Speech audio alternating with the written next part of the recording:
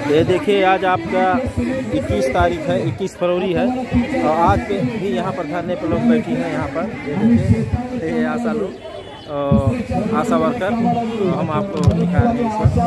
यहाँ पर काफ़ी संख्या में आज भी है, कम से कम 20,000 संख्या से कम नहीं है। और ये लोग लगातार कई दिनों से आपण स्वाभिमानाची संघर्षाची लढाई करतो, पण आपल्यावरती जबाबदारी आहे। हा स्वाभिमान आपल्याला जिवंत ठेवायचा असेल तर हे आंदोलन आपल्याला शांततेच्या मार्गाने या पुढच्या काळात सुद्धा सातत्याने चालवावं लागेल। या सर्वजण साथ देत आहेत। अनेक भगिनी इथं बोलल्यात की तुम्ही सावलीमध्ये, काही लोक उन्हामध्ये। भगिनींनो, तुम्ही सावलीमध्ये नाहीत, आम्ही उन्हामध्ये आहोत, तुम्ही उन्हामध्ये आहोत। याच मैदानामध्ये बसून आपले सर्व पदाधिकारी फिरतायत।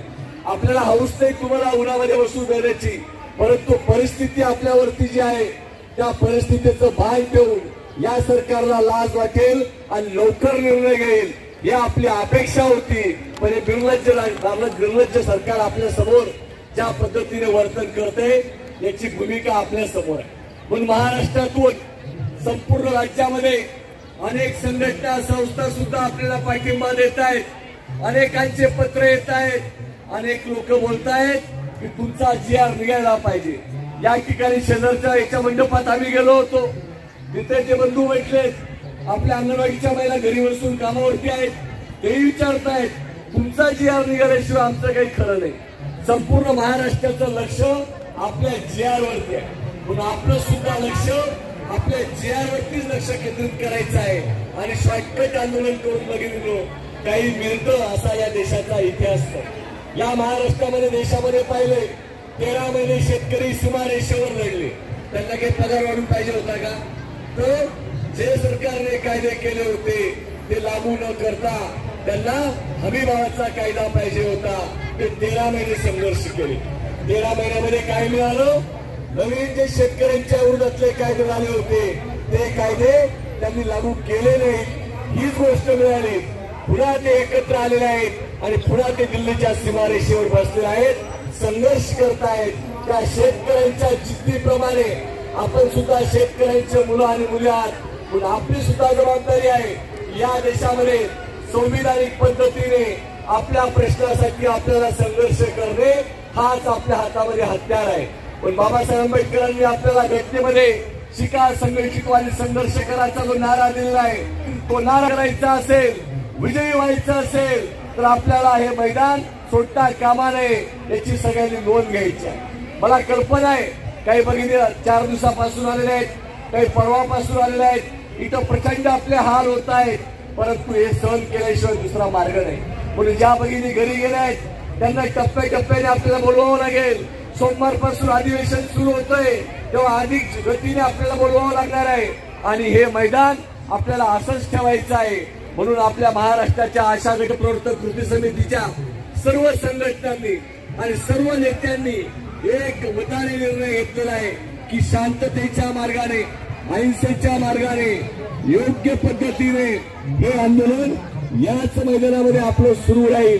आणि या मैदानामध्ये जे लोक आंदोलनामध्ये येऊन भागीदारी करतायत तर लक्षात राहील की या सरकार आपल्याशी काय वागलेलं। अनेकांच्या भावना आहेत, सरकारच्या विषयी आपण बोलत आहोत, परंतु आपल्याला ही गोष्ट माहिती आहे की आपल्याला कोणत्याही परिस्थितीमध्ये आचारसंहिता लागण्याच्या आधी आपल्याला विजयी व्हायचं आहे।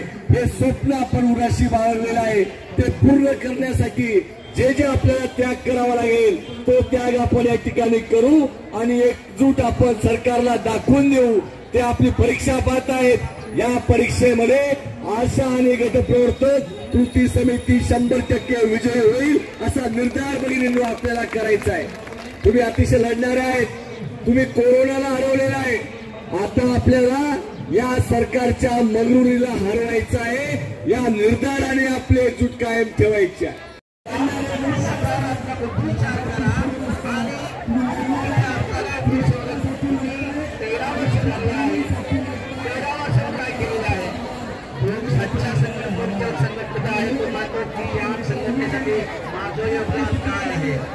या संघटनेसाठी माझ्या पदाधिकाऱ्यांचं योगदान काय आहे, या संघटनेसाठी राज्याचं आहे नकारात्मक